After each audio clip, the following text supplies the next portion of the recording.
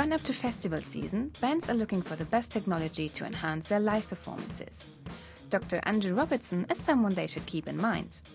He is the mastermind behind the Beekeeper software, which allows electronic recordings to keep up with live-changing drum beats.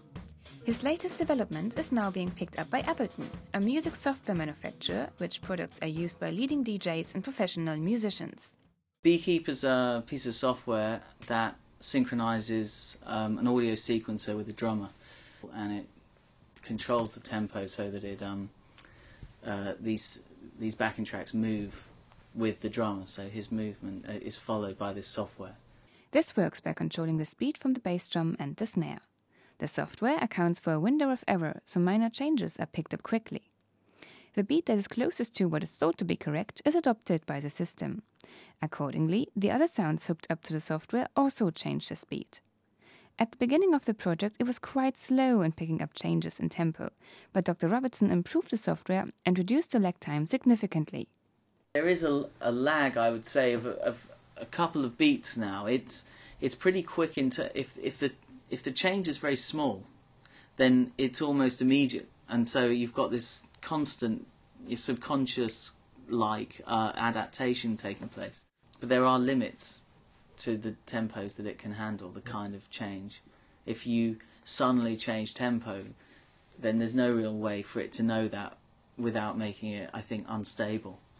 Modern music is almost always recorded to a click track, so at the moment there may not appear to be much need for the Beekeeper.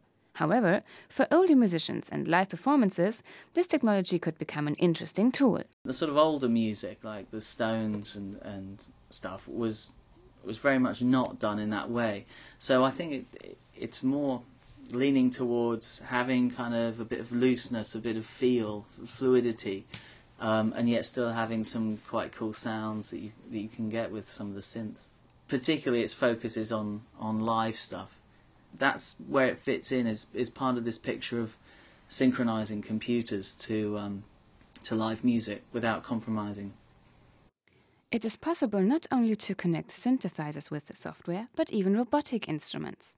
Dr. Robertson and his colleague Dean Macon tried this with a computer-operated glockenspiel.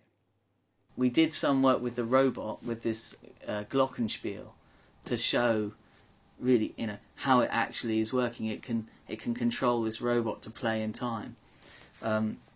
So really, it's about then slotting something in to say, this is the use I want to put it towards.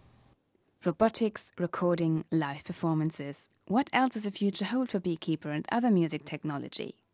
I think that we're heading towards a kind of like almost intelligent audio-visual systems. Commercially, I would make like lighting more intelligent so that it kind of integrates just more pleasingly and easily with a band.